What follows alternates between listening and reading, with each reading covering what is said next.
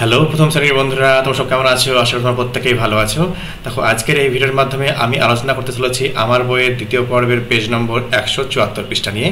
তো চলো কথা না বাড়িয়ে আমরা মেন টপিকে প্রবেশ করি। দেখো 174 পৃষ্ঠাটা এইরকম দেখতে হবে।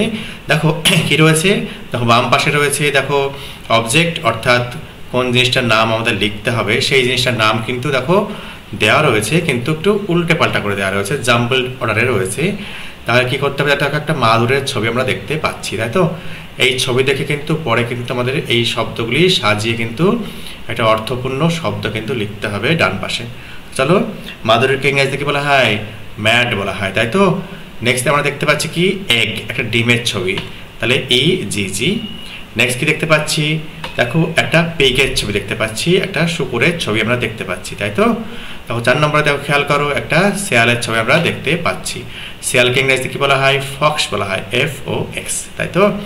নেক্সট কি দেখতে পাচ্ছি, একটা জাগের ছবি, দেখো JUG, জাগ, ঠিক আছে? নেক্সট দেখতে পাচ্ছি দেখো কি রয়েছে, একটা টুপির ছবি, দেখো দিস ইজ আ হ্যাট, ঠিক আছে?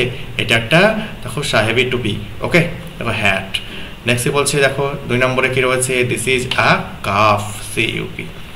নেক্সট দেখো কিছু ছবি দেখতে পাচ্ছি, একটা কুকুরের ছবি দেখতে পাচ্ছি, a dog, this is a dog. এই হয় একটি কুকুর, দেখো বা এটি একটি কুকুর বলতে পারো। তারপরে দেখতে পাচ্ছ কি, এত একটি বেলের ছবি দেখতে পাচ্ছি, this is a bell. Next দেখো দিস ইজ আ পিন, ঠিক আছে?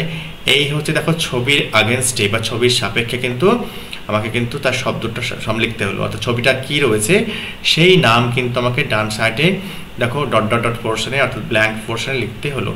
আশা করি তোমরা বুঝতে পেরেছো। যদি ভিডিওটা ভালো লেগে থাকে লাইক দিও এবং সাবস্ক্রাইব করে অবশ্যই আমার পাশে থেকো। ভালো থেকো, সুস্থ থেকো।